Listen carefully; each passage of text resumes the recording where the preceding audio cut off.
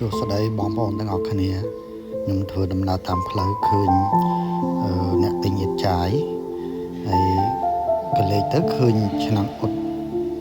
របស់កម្របុរាណเนาะអានេះដុតខ្ជូង